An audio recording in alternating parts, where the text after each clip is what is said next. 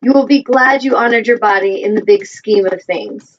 So I'm going to pause there for a second. And on that note of talking about how when we plug in our phone, for example, and we're updating our apps, if you're doing that, any of you that have smartphones or if you have computers and you're putting in a new program, you understand and see how the electronic device will actually slow down. It's kind of like, leave me alone. I can only do one thing at a time. And so if we're trying to use it, it will be frustrating because things will get stuck. They won't really work correctly. And so we get that with our phones. We'll plug them in and we'll leave them alone for an hour and let them upload all the information. And as it's doing that, it's organizing everything. It's putting it in little places where it needs to go. The photos go in the photo area. Word documents go over here. And it makes sense in a device. With us as humans, that same thing is happening when we're in an upload mode. We are getting new information and it's coming in. And like the other day, I had a healing client, and the angels spoke through me and said to her that it was like her mind was discombobulated and that it was all scattered and that she was concerned about her own sanity.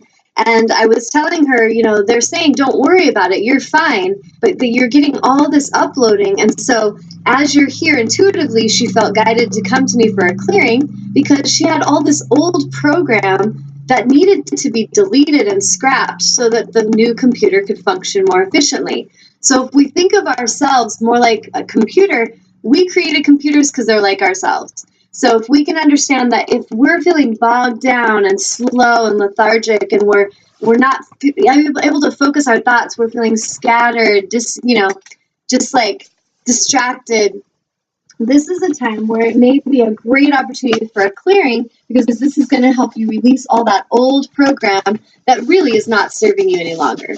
It's like having a Atari Pong video game in your brain, like boop, boop, and it's just like, you don't need it anymore. So you got to take that off, drop it, and dump it. And then you bring in the new version of the new consciousness, the new program that's more efficient and it's running faster. So when we are in an upload mode, as humans, we may feel like we're not sleeping very well. We're getting all this new consciousness coming in. Suddenly our mind's scattered. We feel a little disorganized. We may feel a sense of crisis going on, like chaos is in our life. And this can be an amazing, amazing transformational time if we don't go into fear and if we learn to pull back and we go into being mode. So the reason I'm so passionate for teaching yoga teacher trainings and meditation trainings and leading meditation classes is that I understand in a deep cellular part of myself the power of meditation and the power of being. So as we take that time to claim sacred soul time and we allow ourselves, like plugging in our phones, we let some time for us to rest, rejuvenate, upload, organize the information. Then we'll suddenly, maybe a day or two later, after we're just spending a lot of time taking baths, walking in nature, having being time and meditation, suddenly we'll know stuff. And it'll just be like that. It won't make any logical sense. It'll be as if everything seemed kind of jambled and rambled around. And then suddenly you're like, I know what to do. I have the solution. I understand what I'm here to create now. And so the beauty in being time is that it's going to help everything you're doing take on a new alignment. It's going to increase your abundance. It's going to improve your sense of well-being and how you function in the world. So when you're feeling stressed and overwhelmed and bogged down, if you go with the old program of what you've been taught in society, which is to go be and go, or sorry, not be, but to go do more, jump on the hamster wheel, spin a little faster, what are you going to do?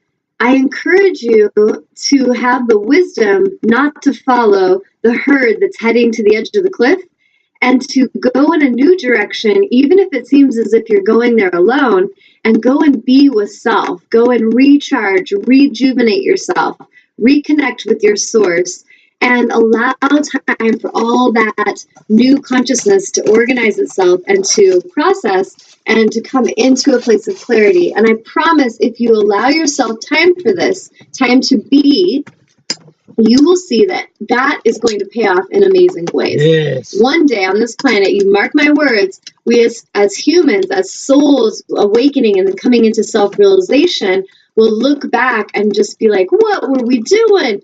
Why were we running around just doing things? Why weren't we being and then doing from conscious awareness? So I'm encouraging you to just kind of look at yourself like that computer and like that cell phone. We can get it with the phone. We're like, oh, I got too many programs on my phone, too many photos. It's barely running. I need to go dump some of those pictures in the cloud. I need to go take them off and put them on my computer. So we need to see that that's how we function. If we are in an intellectual way identifying with the ego self and we think to be enough means we have to store and hold all this information in the mind, it can actually be very detrimental to the computer, to the motherboard of the mind, can become too overwhelmed with information. So it's important to know how to drop that old information and how to access through consciousness constant streaming of the new information. This is going to help our planet as humans, as a society. We are going to evolve so swiftly when we all step into this alignment. Yes. We will just know stuff, we will know what to do, and we will know how to create it because we will be here accessing in the now through higher consciousness, and we won't be clinging to old ways and old, belief systems and structures that are like old Atari video games that just don't make any sense. And it's okay to go look into them and enjoy them and remember them, but it's important that we take that old sacredness, that old ancient way, and we blend it into this sacred new way. That is how we're going to evolve. And so I'm going to pause. Is anybody writing in questions or comments yet? Nope. Okay. So I'm going to just continue on. I love how each and every angelic auric clearing is different, and not one session that I have assisted with has ever been like another. It is so fun for me to experience these transformational moments with such shape-shifting souls. One thing I know for certain is the only thing keeping any of you from shifting and changing is your fear of letting go of the old you. Who will you be if you let go of that insecurity? Who would you be as you choose to live authentically and courageously? The fear of release can keep us struggling and stuck, sometimes for lifetimes, and it is completely unnecessary. I encourage each of you to sit quietly daily and to feel yourself from within. Being time. Really start getting to know how you feel, what you love and desire, and what are I cannot read very well today. Sorry. What you are and what you have done with to dare to step forward to create powerful shifts as a shapeshifter. What if you choose to live completely authentically today? Like, there's a great question to ponder. What if today we stopped pleasing people? What if today we decided, I am not going to neglect myself another moment. I am not going to swallow my feelings another moment. I'm not going to pretend that I, don't feel something about the situation. I'm going to speak my truth. I'm going to be courageous. I'm going to be brave. I'm going to be authentic. What the world needs is that. We need more authentic, courageous, brave souls that speak their truth, that dare to stand out, that dare to speak up. This is going to change everything. But as long as we're sitting back thinking we're small and insignificant and that our voice doesn't matter and that my speaking the truth on this situation, won't make a difference, then we're really catering to the enablement of the problem, and we are part of that problem. So I put on there, Amnon put a song for you guys to listen to today after the show. He put the link on there, and it's for a song called Brave by Sarah.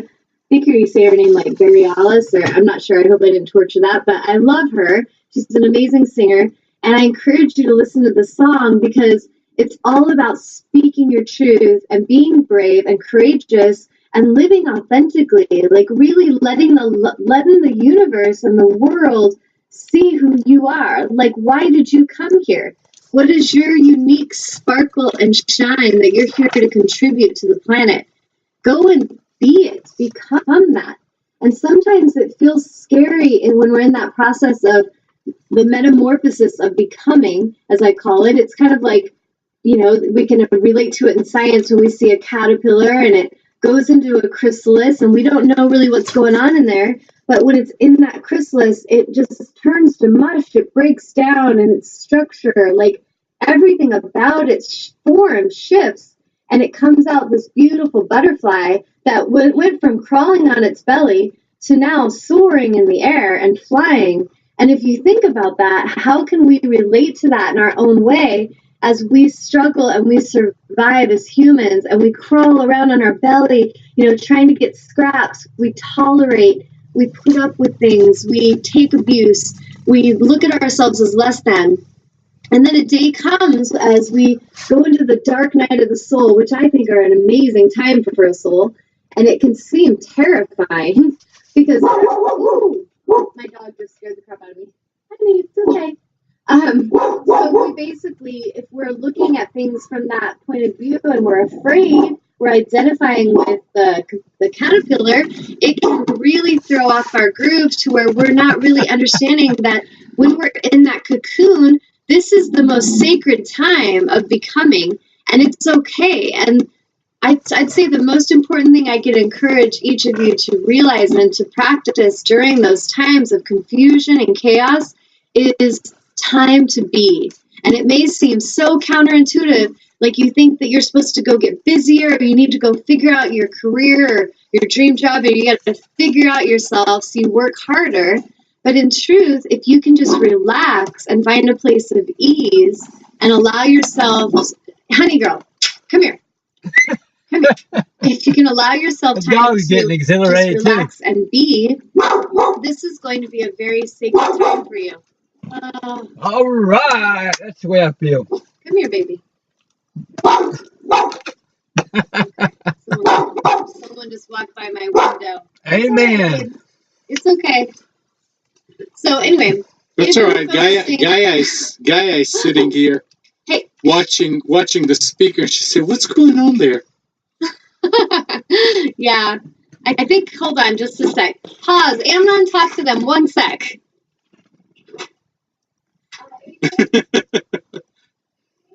Who was that guy? You heard that?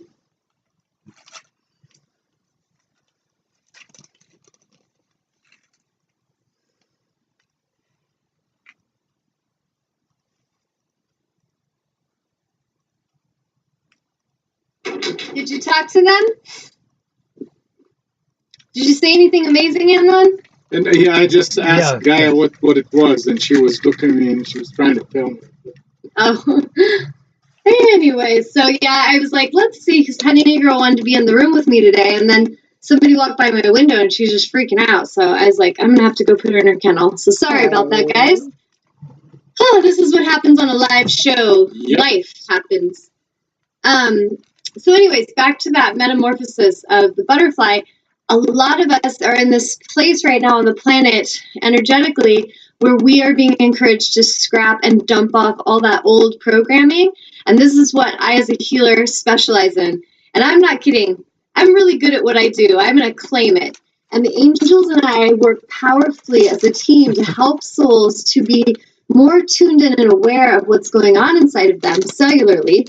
We help them to release and clear this unconscious programming that you could have a soul that's very driven, very outwardly appearing confident and, motivated, but they don't understand why deep underneath the surface, they seem to self-sabotage. They seem to go so far and then they just stop and they screech back in fear. So this is a perfect example of someone that I could help because I help them to tune into that unconscious aspect that is sabotaging their success and it's getting in the way of their becoming.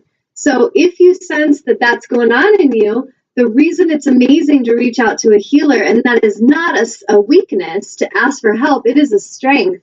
But what is amazing is if you reach out and you allow someone to help you, they can help tune into that and help you clear that, and you become stronger and more powerful, more focused, and all that old computer program gets dumped off, and now you upload the new program easier and more efficiently, and your computer thrives and functions more efficiently. So if you look at it in that way, that is going to make so much sense for your career goals. If you have relationship issues, if you have body image issues. I had a client recently, I've worked with her for a couple months, and she